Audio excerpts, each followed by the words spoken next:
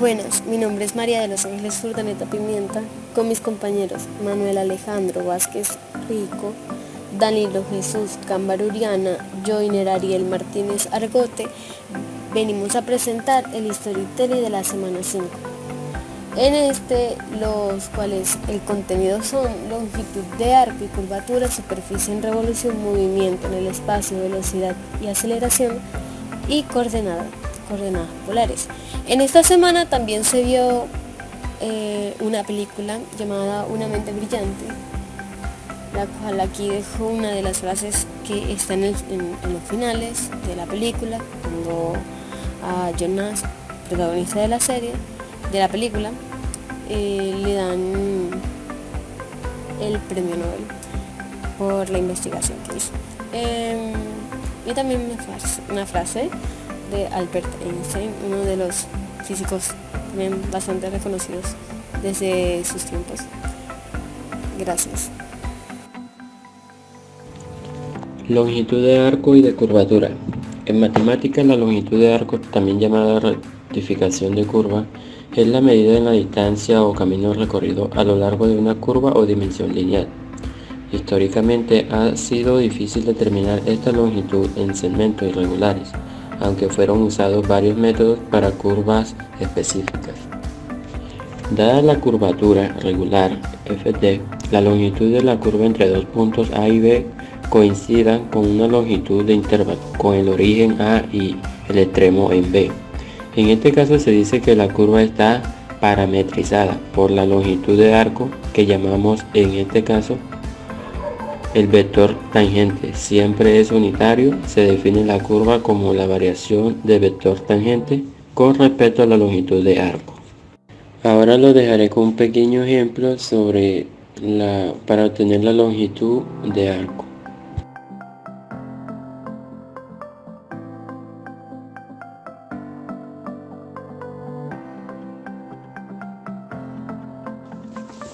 Buenas. Movimiento en el espacio, viendo la velocidad y aceleración de un objeto o una partícula. Antes de iniciar, quiero recordar que la velocidad es una magnitud física que expresa la relación entre el espacio recorrido por un objeto y el tiempo empleado para ello y su dirección. La aceleración es una magnitud que indica cómo cambia la velocidad del objeto en una unidad de tiempo.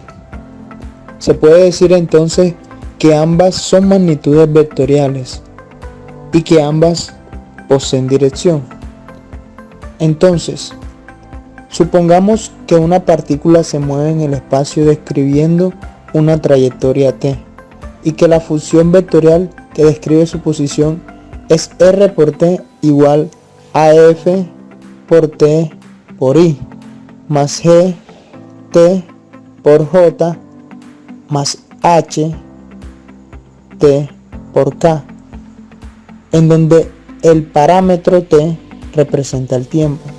Entonces la velocidad y la aceleración de la partícula se define como, primero, velocidad, que es igual a v t, que viene referenciándose a r' por t. La aceleración, que es a t a igual a r' por t. Y la rapidez, que es la magnitud del vector velocidad. Aquí más adelante nos encontraremos con unos ejemplos, los cuales nos explicarán detalladamente cada uno de estos conceptos. Observamos cómo la velocidad v por t es igual a r' por el tiempo. Es siempre la tangente a la trayectoria.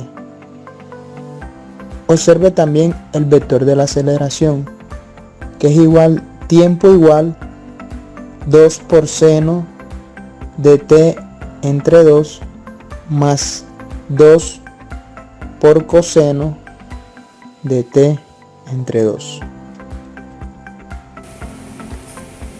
Bueno, soy María de los Ángeles Urdaneta Pimienta. Vengo a presentar superficies de revolución. Bueno, En términos generales, se denomina superficie de revolución a toda figura geométrica que se forma al hacer girar una recta móvil alrededor de otra fija. Conos, cilindros y, en sentido amplio, esferas son grandes categorías genéricas de figuras engendradas por la rotación de elementos geométricos en torno a un eje fijo. En esta se pueden ver los cilindros.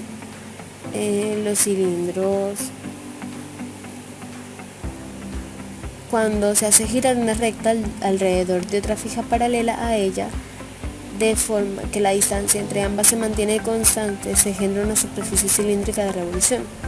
La recta fija se denomina eje y la paralela se realiza el giro, es la generatriz. Si esta superficie cilíndrica se cierra con dos paralelos que cortan el eje, se obtiene un cilindro. Aquí se puede presentar una imagen de un cilindro y el cilindro oblicuo. La generatriz se mantiene del lado izquierdo y la altura del lado derecho. El cilindro se denomina de revolución si las bases son perpendiculares a las generatrices. El área de un cilindro de revolución es igual a la suma de las áreas de las bases más el área lateral. Si R es el radio de las bases y H la altura del cilindro, se tiene que A igual a 2P radio altura más 2P radio elevado a 2 conos. Cuando la superficie proviene del giro de la recta en torno a fija que se intersecta con ella, se obtiene una superficie cónica de revolución. La recta fija es el eje y la móvil se conoce como generatriz. El eje y la generatriz se cortan en un punto llamado vértice. Nuevamente, al delimitar la porción abierta de esa superficie con un plano que corta a todas las generatrices, se obtiene un cono cuyos elementos principales son la base, la altura y la superficie lateral. Si la base del cono es perpendicular al eje, el cono es de revolución, cuya área viene dada por la expresión, siendo G la generatriz y R el radio de la base. A igual a P radio G generatriz más P radio elevado a la 2. En esta imagen se puede ver el cono recto y el cono oblicuo. La altura está dentro del cono recto y el cono oblicuo es el que está de costado. Esferas. Una superficie esférica es la que se engendra por la rotación de una semicircunferencia alrededor de un diámetro. La esfera resultante puede definirse como el lugar geométrico de los puntos del espacio que equidistan de un punto fijo llamado centro. La distancia del centro a cualquier punto de la esfera es su radio, como se puede observar en la imagen. De volumen de cilindros, conos y esferas. El volumen de una superficie cerrada se expresa como la medida del espacio que ocupa. En los cilindros y conos, este volumen se determina en función de la superficie de la base y la altura. En la esfera depende exclusivamente del radio. Aquí podemos ver el volumen de un cilindro, que es volumen igual al área de la base por la altura. Después, volumen de un cono de revolución. Volumen igual a área de la base por altura sobre 3. Y el volumen de una esfera y una cuña esférica. El de la esfera es volumen igual a 4/3 pi radio sobre 3 elevado a 3. Cuña esférica, volumen igual a pi r elevado a 3 n sobre 270 grados. Gracias. Bueno, mi nombre es Manuel Alejandro Vázquez Rico y hoy voy a hablar sobre las coordenadas polares. Dando paso a qué son las coordenadas polares, es un sistema de coordenadas bidimensional en el cual cada punto del plano se determina por un ángulo y una distancia. La forma de determinar un punto del plano se describe mediante dos números: la distancia del punto al extremo de la semirrecta llamado polo y el ángulo que forma el eje polar que es horizontal con el segmento que une el punto con el polo. Este ángulo debe medirse en sentido opuesto a las manecillas del reloj. ¿Qué significa lo anterior? Que a todo punto del plano cuyas coordenadas rectangulares son x y y se le puede asignar las siguientes coordenadas, como lo son R igual a la distancia del origen de coordenadas en los puntos 0,0 al punto P. Y Q, que es igual al ángulo desde el semieje positivo del eje X al segmento que une el origen de coordenadas con P. También anexo a esto se puede decir que el ángulo polar se puede dar en cualquier medida angular, pero lo más frecuente es usar grados, sexagesimales o radianes.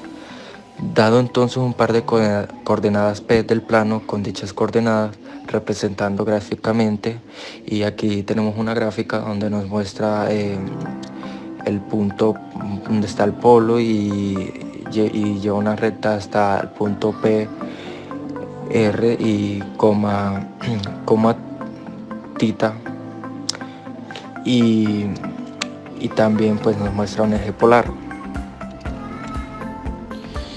Y bueno, eso ha sido todo, así que muchas gracias.